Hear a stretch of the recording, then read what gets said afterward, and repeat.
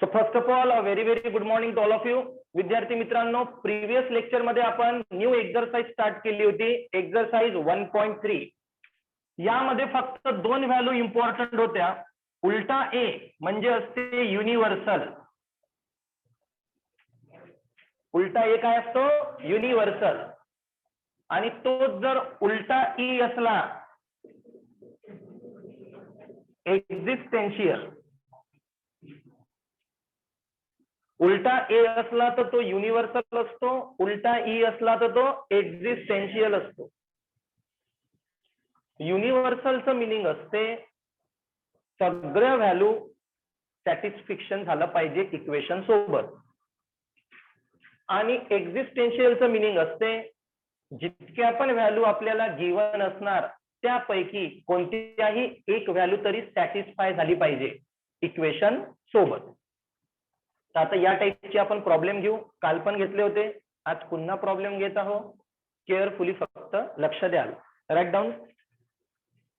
If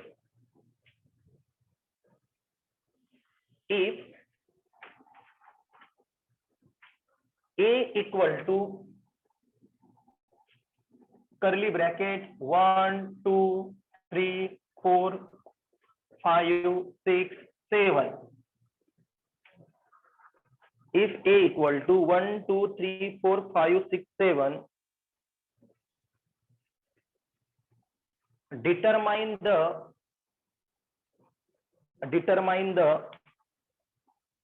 truth value of following. Determine the truth value of following.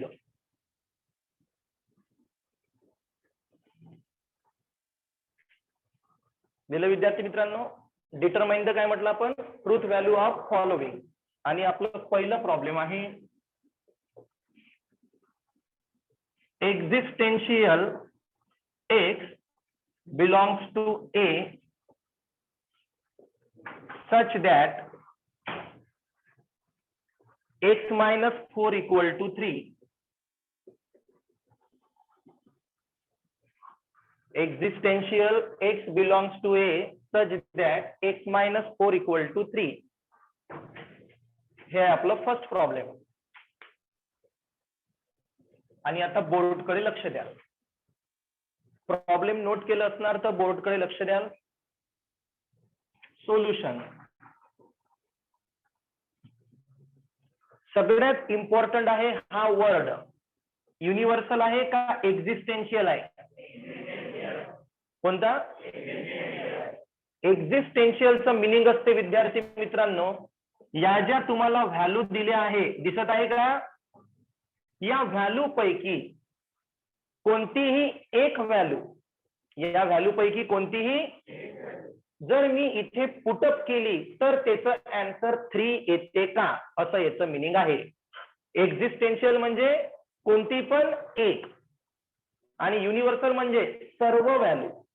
आता इथं कशाचा symbol आहे? मग यापैकी कोणती एक व्हॅल्यू जर मी इथे पुट केली तर आन्सर 3 येऊ शकते का? कोणती व्हॅल्यू? 7 जर मी इथं पुट केलं तर 7 मायनस 4 येते का 3? मग आपण लिहायचं for x equal to 7. For therefore equation x minus 4 equal to किती आहे? 3. हे इक्वेशन आहे ना आपलं. देअरफॉर आता इथं x ची व्हॅल्यू काय पुट करू तर 7 मायनस 4 किती आलं? सॅटिस्फाय झालं? Yes or no? Therefore x equal to 3 sorry x equal to 7 satisfy the equation. कोणतं? x minus 4 equal to 3. x equal to 7 नी हे इक्वेशन सॅटिस्फाय केलं. therefore the given statement is true. The given statement is therefore the truth value is t. समजलं का? एक्झिस्टेन्शियलचं meaning समजलं. काय होते existential म्हणजे एनी वन व्हॅल्यू, कोणतीही एक व्हॅल्यू या इक्वेशन सोबत सॅटिस्फाय झाली पाहिजे. Write down. Next problem number 2. Universal x belongs to A. Universal x belongs to A, comma x plus 1 greater than equal to 3. x plus 1 greater than equal to 3. आणि आता मी जे सांगत आहोत त्याकडे आधी केअरफुली लक्ष द्याल. जेव्हा पण विद्यार्थी मित्रांनो युनिव्हर्सलची साईन येणार, कशाची साईन, आन्सर आपलं कधी पण फॉर इच पासूनच चालू होणार. कशापासून, फॉर इच म्हणजे आपण एकूण एक व्हॅल्यू चेक करून बघितली असं याचं मिनिंग होते. कोणता वर्ड आला तर युनिव्हर्सल जर वर्ड दिसला तुम्हाला किंवा सिम्बॉल दिसला, सुरुवात कुठून करायची, फॉर इच. याचं मिनिंग आपण प्रत्येक व्हॅल्यू काय करून बघितली, चेक. आता बघा काय म्हटलं इथं, greater than equal to. Greater than म्हणजे ग्रेटर दॅन पण चालते किंवा त्याच्या इक्वल चालते. ग्रेटर दॅन इक्वल टू आहे ना. बघा आधी एक्स मध्ये काय पुट करून बघू आपण, 1. 1 प्लस 1, अरे 1 प्लस 1 2 ग्रेटर दॅन आहे का, 1 प्लस 1 2 ग्रेटर दॅन आहे का, म्हणजे इथं तर पहिलीच व्हॅल्यू रॉंग आहे. पहिलीच व्हॅल्यू काय आहे, आणि युनिव्हर्सल असल्यामुळं आपल्या सगळ्या व्हॅल्यू यामध्ये सॅटिस्फाय झाल्या पाहिजे. Yes or no. आणि जर इथं एक्झिस्टेन्शियल राहिलं असतं, काय राहिलं असतं, एक्झिस्टेन्शियल राहिलं असतं, आणि जर मी इथं 2 टाकलं असतं, काय टाकलं असतं, 2 plus 1 greater than equal to झालं सॅटिस्फाय. काय सॅटिस्फाय झालं, कारण 3 आहे, 3 आहे. कोणाच्या वेळेस, एक्झिस्टेन्शियलच्या वेळेस. कोणाच्या वेळेस, कारण एक्झिस्टेन्शियलचं मिनिंग राहते एक तरी व्हॅल्यू सॅटिस्फाय झाली पाहिजे.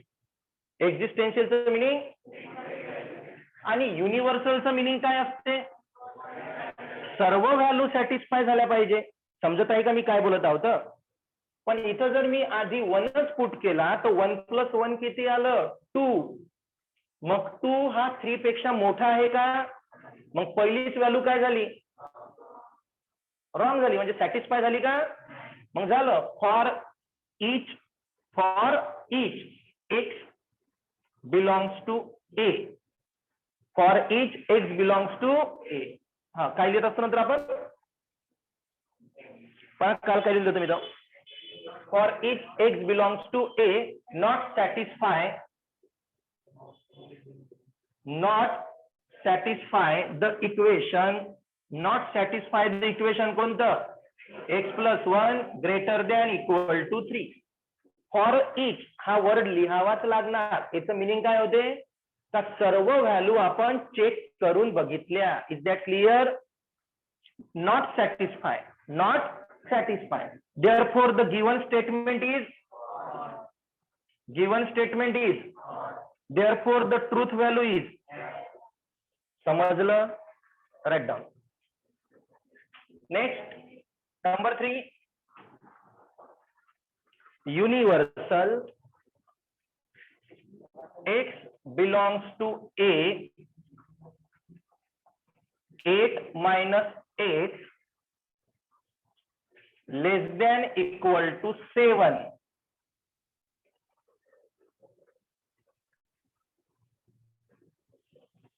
x minus 8 minus x less than equal to 7. आता बोर्ड कडे लक्ष द्या. कोणता वर्ड आला इथं, युनिव्हर्सल. सुरुवात कुठून होईल, फॉर इच. आता बोर्ड कडे लक्ष द्या. आधी एक्स मध्ये काय पुट करू, 8 minus 1 7 7 चालते ना आपल्याला. का बरं चालते, कारण कोणता वर्ड आहे, लेस दॅन इक्वल टू, म्हणून चालते. या साईडला पण 7, या साईडला पण 7. मग नंतर काय पुट करू, 2. 8 minus 2 8 - 2 6 छोटे आहे कोणापेक्षा, झाली का सॅटिस्फाय? मग 2 झालं तर बाकी सगळंच होणार आहे. 3 पुट करा. 8 - 3 5, 8 - 4 8 - 5 3, 8 - 6 8 - 6 आणि 8 - 7. सर्व व्हॅल्यू जर मी एक्स मध्ये जर पुट केल्या तर त्या सर्व व्हॅल्यू 7 पेक्षा छोट्या आल्या का मोठ्या आल्या? तेच समजून आलं. सबट्रॅक्शन शिकवा. पहिले किती पुट केले? 2. किती आन्सर आलं? 6. अच्छा, ते समजते ना? हा 6 आहे, हा 7 आहे, तर 6 छोटा आहे हे समजते का? असेंडिंग डिसेंडिंग घेऊ पहिले. ओके, तर म्हणजे आपण सगळ्या व्हॅल्यू जर इथे पुटअप केल्या, सर्व व्हॅल्यू काय केल्या इथे, तर इक्वेशन सॅटिस्फाय झालं. So for each x belongs to A, satisfy the equation 8 - x less than equal to, therefore the given statement is, the truth value is that clear? Write down.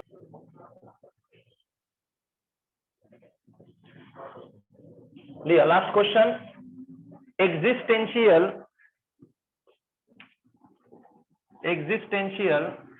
x belongs to a, x plus 8 equal to 15. x plus 8 equal to 15. लक्ष द्या आता इथे. x plus 8 equal to काय म्हटलंय? 15. पण word कोणता आला? एक्झिस्टेन्शियलचं meaning, एक तरी व्हॅल्यू जर सॅटिस्फाय होत असणार तर आन्सर ट्रू राहणार. कोणती व्हॅल्यू पुट केली तर 15? 7 15 केलं तर आन्सर किती? सॉरी, 7 पुट केलं तर आन्सर किती? 15. So for x equal to 7, equation note करू. x plus 8 equal to 15. x च्या ठिकाणी जर 7 पुट केली तर 7 plus 8 equal to, so therefore for x equal to 7 satisfy the equation कोणतं? x plus 8 equal to, therefore the given statement is true, the truth value is t. Right, continue. त्यानंतर विद्यार्थी मित्रांनो heading लिहा.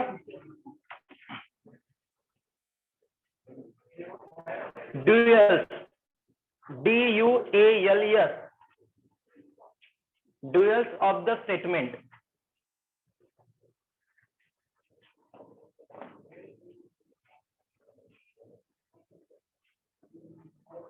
लिहिलं ड्युअल्स of the statement.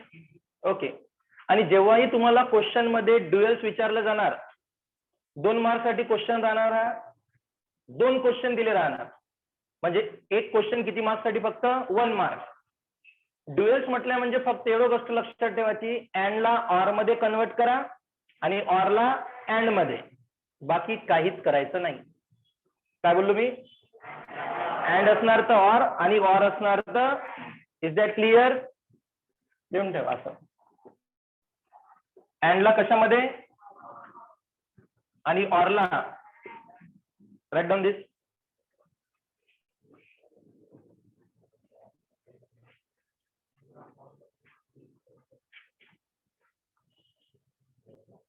लिहिलं सर्वांनी? लिहा. Write the duals of each of the following. Write the duals of each of the following.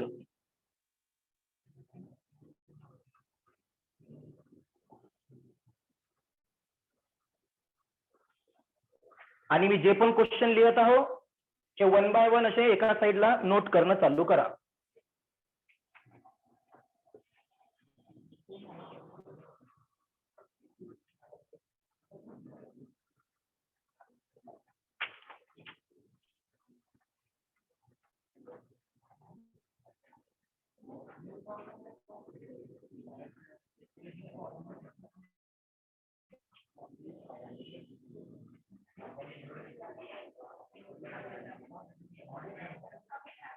शांततेने लिहा.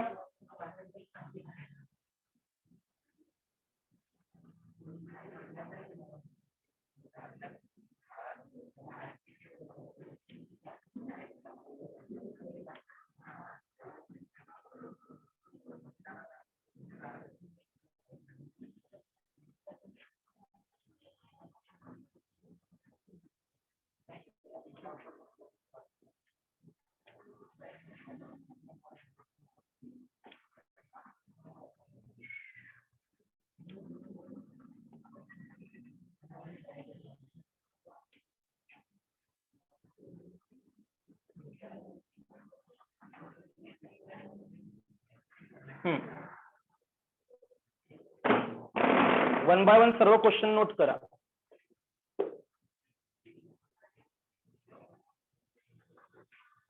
आणि आता बोर्डकडे लक्ष द्या.